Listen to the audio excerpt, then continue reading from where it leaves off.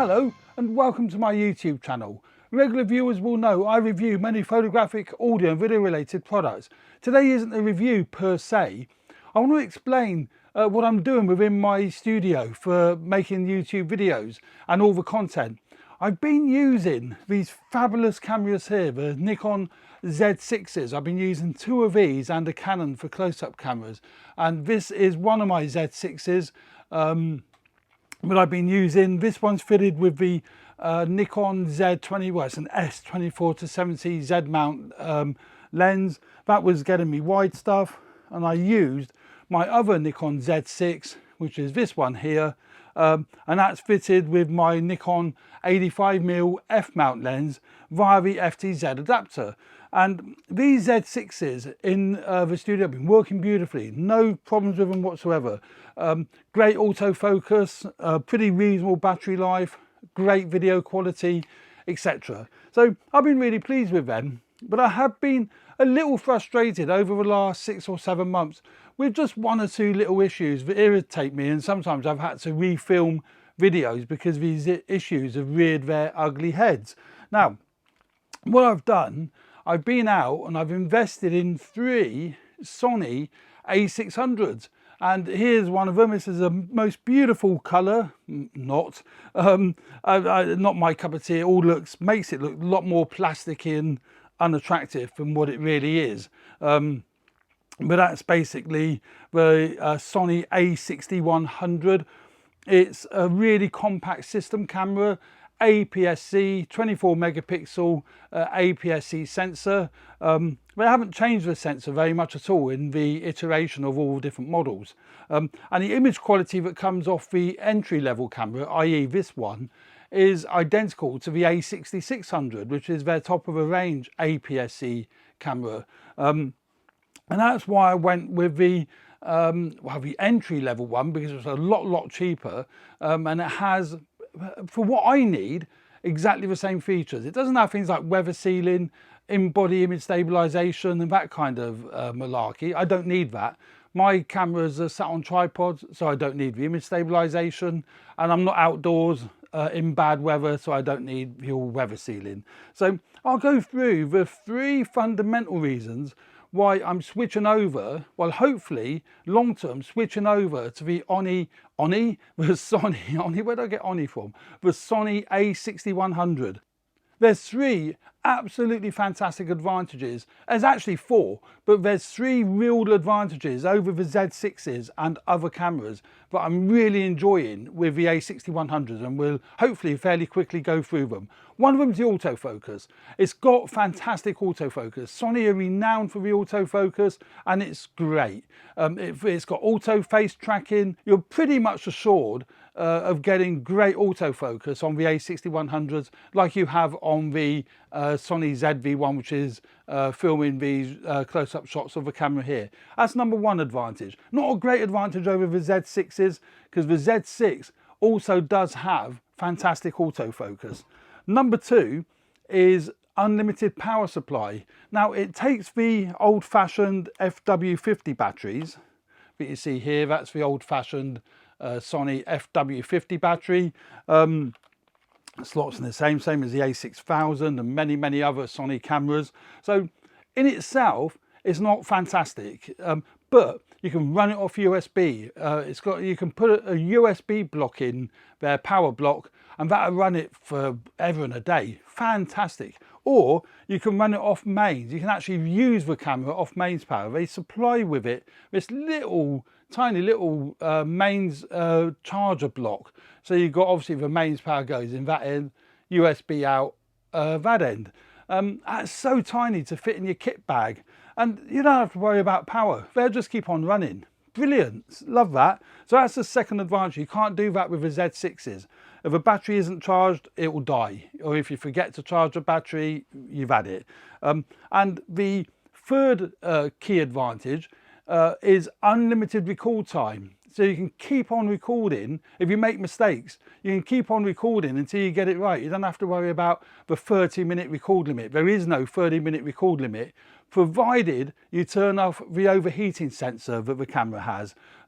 These cameras don't tend to overheat, so I've just turned it off, and that enables unlimited record time. It'll just keep on going until the SD card fills up. So with unlimited power supply and unlimited record time, wow, it's fantastic for me for doing YouTube content. I can just keep going. I don't have to keep stopping and starting and, you know, etc, etc. It's a great feature. The two Z6, not Z6s, the two a6100's I'm running today, I'm running off Anchor USB power blocks, and I'm running another power block into my ZV-1 over there. And a fourth advantage, not a major one, but it is an advantage, it's got a flip up screen, tilty-wilty flip up screen. You see that screen goes all the way up. So obviously designed for vlogging, I guess, or selfies, but I won't use it for vlogging. But it means I can put the two cameras, which I have done, on the tripods. I don't need external monitors to plug into the camera. So that's that. So yeah, that's the 4 advantages for going over to the Sony a6100. Now, it has got a couple of disadvantages that have got workarounds. Firstly, the Z6 being it's pretty much a pro camera, it's only got 1 card slot, but for me, for video, it's a pro camera. It has got, on the side here, all the ports you're going to need. It's got your mic jack and a headphone jack. So you can check your sound and monitor your sound through headphones. You can't do that with the a6100. There is no headphone jack. It's got a mic jack, so that's brilliant. I'm running my Rode Wireless Go into one of the I keep saying Z6s, into the a6100. But to check the sound, all I do is put a monitor on the top, plug a monitor in, check the sound, and if I want to unplug the monitor and take it down, I do. I have taken the monitor down, I've put it somewhere. I don't know, oh, it is. Where's one of them? So that's one disadvantage. With the Z6s, I could leave it in auto white balance and it works pretty well. You know, I never really had to fiddle with them. But with the a6100's, I do find on auto white balance, it's quite yellow. It's not very pleasant. So I have switched over to manual white balance, which I should do anyway. You get a much better image with manual white balance. And it's very easy to do with the Sony cameras. I guess it is with the Nikons. I've not tried it. But I've set both my a6100's to manual white balance, although I have left the ZV-1 on auto white balance. So there we go. That's the 3 or 4 fundamental reasons why I've switched over to the a6100 with a couple of drawbacks. I will obviously find more as I use it. But another great advantage, they're so light and compact. They're brilliant for putting in my kit bag and taking to the office and setting up for podcasting at the office. 3 cameras fit in a kit bag beautifully. So, you know, very chuffed with that. So that's another advantage. I have actually purchased a little small rig bracket you see here for offsetting the microphone really. So if I do put a microphone on the top or other accessories, lights, not really a monitor because it'd be the wrong way around, but particularly a microphone, it doesn't obscure the flip up viewfinder. So the microphone will slide in on the side, so that's great. So there we go. That's the Sony a6100. You can see the controls, it's very basic. It's only got 2 function buttons. The Z6 has got hundreds of them. It's got buttons on the front here, all the buttons on the top. A lot more functionality to some extent. But this has got a function button which you can set up for different functions. So I'll kind of show you what I mean here. Let's just turn that on. You've got a function button just there, and as you push that, it will bring up a little menu with your most used functions on. I find it pretty quick. I don't really have an issue with it. So I've worked around the fact that it hasn't got as many you know, actual physical buttons. It's menu driven, but it's still pretty quick and easy to work around. So there we go. That's the Sony a6100, and I'm looking forward to using it on all of my productions, or a lot of my productions anyway.